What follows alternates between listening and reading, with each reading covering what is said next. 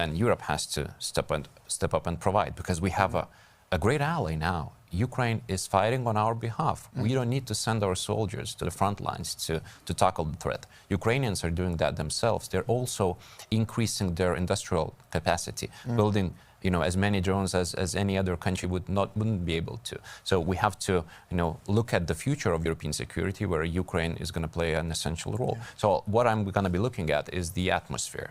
And hopefully the atmosphere, the handshakes, the face expressions are going to be positive vis-a-vis Ukraine, because that could lead to some lasting decisions. And in concrete terms, though, what's the minimum you want agreed to help Ukraine at this summit? Well, I think that's not going to happen, but I think each country should contribute at least 0.25% of their GDP to Ukrainian defensive effort and the survival of the state. 0.25. That's not a lot. That's not a lot, but unfortunately... You'd like to see that across the board? Across the board, but unfortunately the current average is way lower than that. And you can clearly see that countries that are closer to Ukraine and Russia geographically contribute more than those that are a little bit further away, which is in some ways natural, but I think we have to take continent security as a whole. It's not like we can talk about Eastern Europe, Western Europe, Southern Europe. It's Europe, European security. And obviously, if NATO's eastern flank is threatened, everybody would feel the consequences, as we do with the war raging in Ukraine at the moment. Mr. van Wil, what would do you think about that hope for... Well, I think we're doing pretty well on the support to Ukraine, although we're not an Eastern European ally, but we are continuing to contribute also in real capabilities when it comes down to Panzer howitzers, F-16s. Are we at that 0.25? Yeah, I think we're above the 0.25. I just heard the Norwegian Minister of Defense, they're at 1.6%.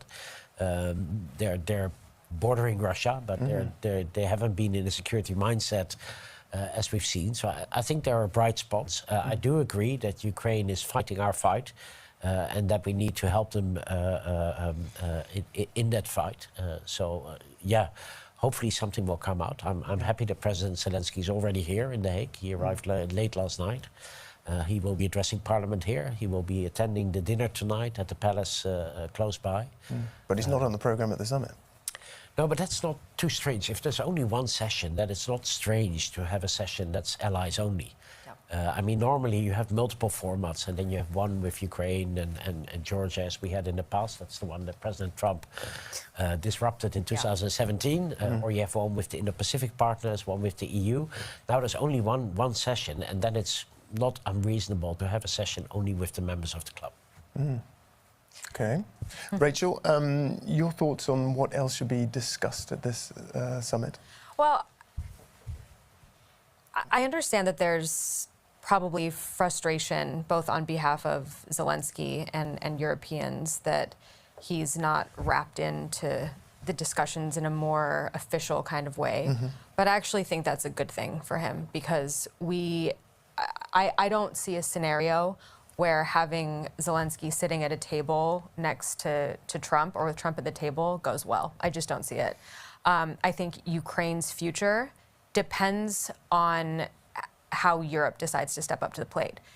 I don't see the United States backing away completely, but it's not in our hands anymore. Certainly not the way that it was during Biden's administration.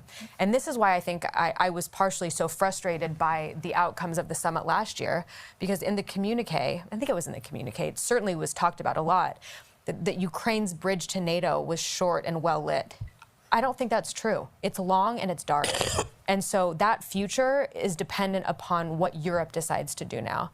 And so having those conversations on the side without the United States, I actually think is a better outcome for the future of Ukraine and Europe. But that said, the communique last time around was very detailed. It was long and it set out steps. Yeah, but and the soundings now are that it's going to be